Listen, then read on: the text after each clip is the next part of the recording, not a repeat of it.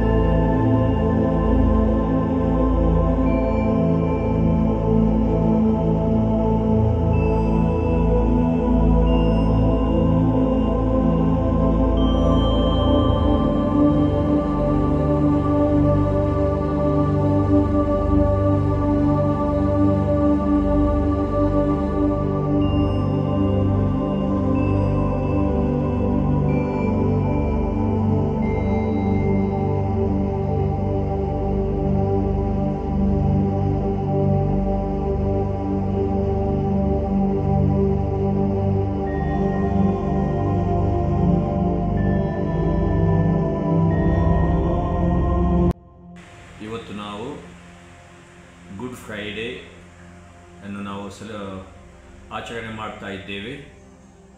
ಇದಾಗಿದೆ ನಮಗೆ ಒಂದು ಪವಿತ್ರ ದಿವಸ. ಹಾಗೂ ನಮ್ಮ ಯೇಸು ಕ್ರಿಸ್ತರು ಮಾನವ ಕುಲಕ್ಕಾಗಿ ತಮ್ಮ ಪ್ರಾಣವನ್ನೇ ತ್ಯಾಗ ಮಾಡಿ ಪ್ರತಿ ಪಾಪಿ ಮನುಜ ಕುಲಕ್ಕೆ ಅಲ್ಲಿ ನಮಗೆ ಮುಕ್ತಿಯನ್ನು ಕೊಟ್ಟ ದಿವಸವಾಗಿದೆ. ಹೀಗೆ ಈ ದಿವಸವು ನಮಗೆ ಪವಿತ್ರ ಶುಕ್ರವಾರವಾಗಿದ್ದು ಇದನ್ನು ನಾವು ಆದಷ್ಟು ಭಕ್ತಿಯಿಂದ ಶ್ರದ್ಧೆಯಿಂದ ನಾವು ಆಚರಣೆ ಮಾಡ್ತಾ ಇದ್ದೇವೆ. ಹಾಗೂ ಇದರಿಂದ ನಮಗೆ ಲೋಕೋದ್ಧಾರಕನಾದ ಯೇಸು ಕ್ರಿಸ್ತರು ನಮಗೆ ಅಲ್ಲಿ ಮುಕ್ತಿಯನ್ನು ದೊರಕಿಸಿ ನಾವು ಒಬ್ಬರಿಗೊಬ್ಬರು ತ್ಯಾಗ ಪ್ರೀತಿ ಸಹನೆಯಿಂದ ನಾವು ಜೀವಿಸಬೇಕು ಎಂಬ ಒಂದು ಸಂದೇಶವನ್ನು ತಮ್ಮ ಜೀವನದ ಮುಖಾಂತರ ನಮಗೆ ಕೊಟ್ಟದ್ದಾಗಿದೆ. ಹೀಗೆ ಕಲ್ವಾರಿ ಪರ್ವತದ ಮೇಲೆ ಶಿಲುಬೆಯಲ್ಲಿ ನೇತಾಡಿಕೊಂಡು ಕಟ್ಟ ಕಡೆಯದ್ದಾಗಿ ತಂದೆಯೇ ಅವರೆಲ್ಲರನ್ನೂ ಕ್ಷಮಿಸಿ ಯಾಕೆ ಅವರು ಏನು ಮಾಡುತ್ತಾರೆ ಎಂದು ಅವರಿಗೆ ತಿಳಿಯದು.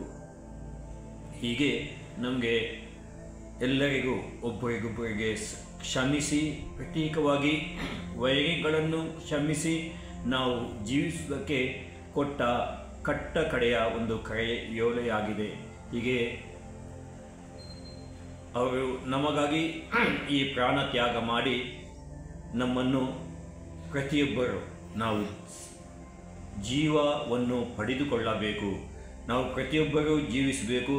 ಹೀಗೆ ನಮ್ಮ ಜೀವನವು ಉಳಿದವರಿಗಾಗಿ ಮುಡಿಪಾಗಿ ಇಟ್ಟ ಜೀವನವಾಗಬೇಕೆಂಬ ಒಂದು ಅತ್ಯುತ್ತಮ ಸಂದೇಶವನ್ನು ಈ ದಿವಸ ಯೇಸು ಕ್ರಿಸ್ತರೇ ನಮಗೆ ಕೊಟ್ಟದ್ದಾಗಿದೆ. ಹೀಗೆ ಕ್ರೈಸ್ತ ಬಾಂಧವರು ಇದನ್ನು ನೆನಪಿಸಿಕೊಂಡು ಈ ಪವಿತ್ರ ಶುಕ್ರವಾರವನ್ನು ನಾವು ಆಚರಣೆ ಮಾಡ್ತಾ ಇದ್ದೇವೆ.